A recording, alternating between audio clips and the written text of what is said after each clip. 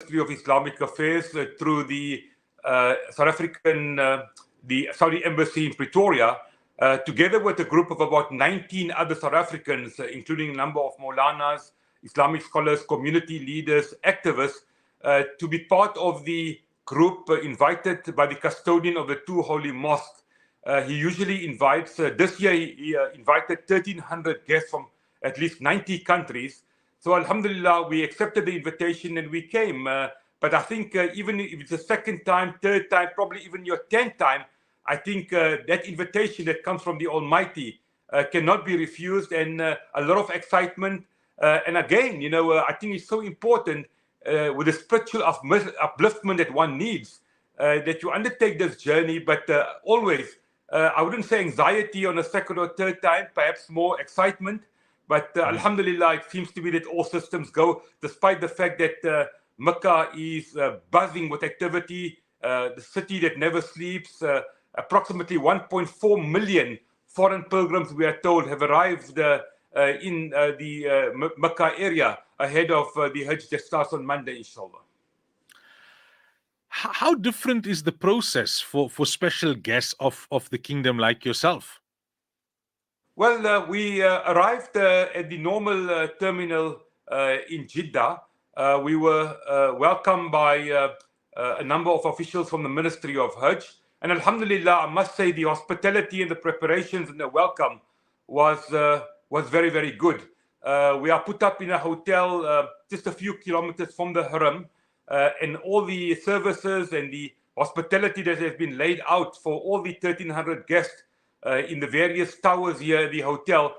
Alhamdulillah, I must say full marks to them, full credit to them. They really give one the warm hospitality, and they take care of all the logistics and preparations, including the transport to the Haram. And we are told even going into Mina next week, and then returning after all the rituals have been performed, Maulana.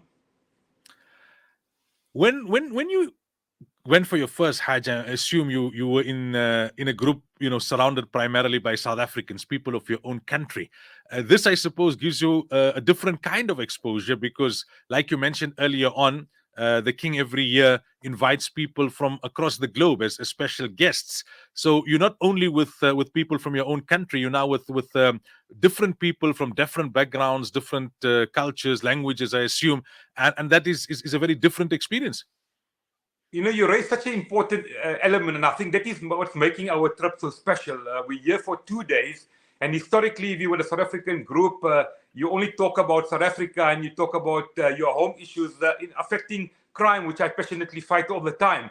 And being in a group with an international link, Maulana, really makes it different. I'll give you a quick example.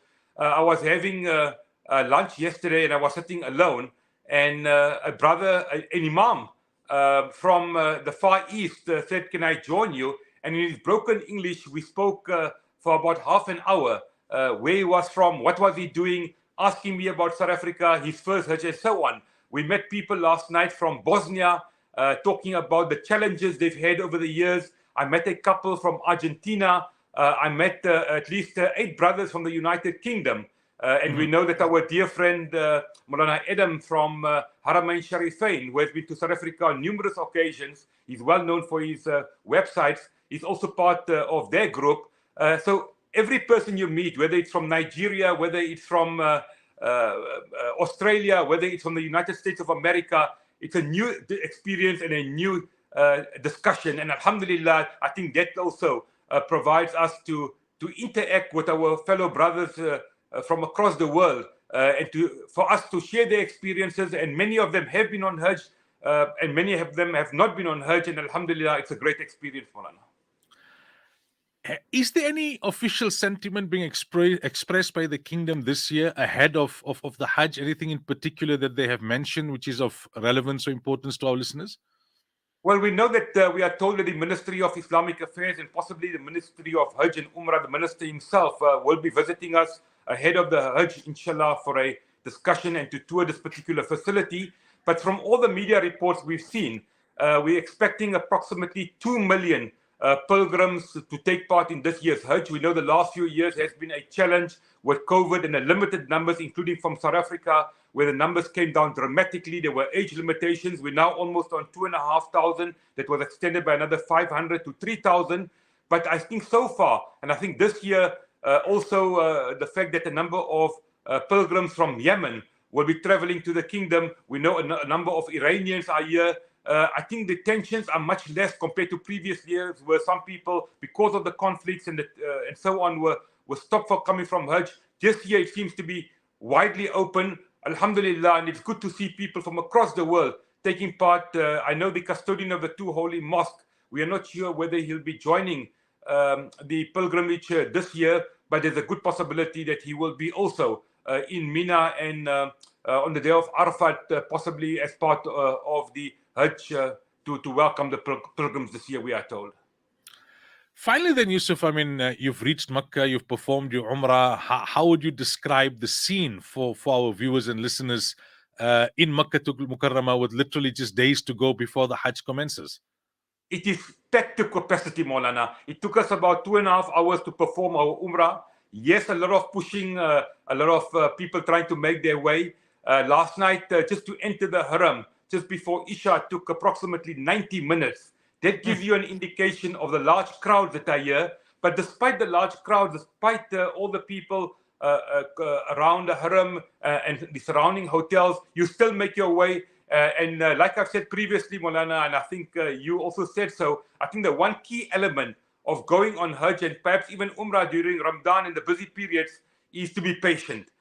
You must make way for other pilgrims, be considerate. And alhamdulillah, despite all the large crowds, the traffic is quite congested now, especially in the 2 or 3 days. We know most of the South African pilgrims are leaving for Azizia today.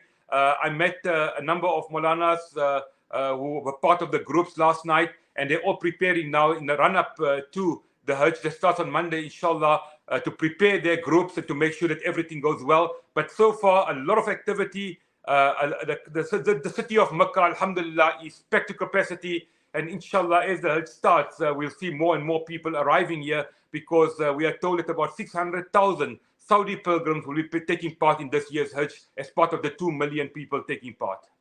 Inshallah. Yusuf, Jazakumullah for your time. All the best. May Allah Ta'ala grant you an easy and an accepted Hajj. Ameen, Maulana. And please remember us in your du'as. And always we wish all our other fellow Hujjaj well, and may Allah accept their Hajj as well. Ameen. Assalamu alaikum wa rahmatullahi wa barakatuh. Wa alaikum assalam wa rahmatullahi wa barakatuh. That was Yusuf Ambramjee joining us on the line from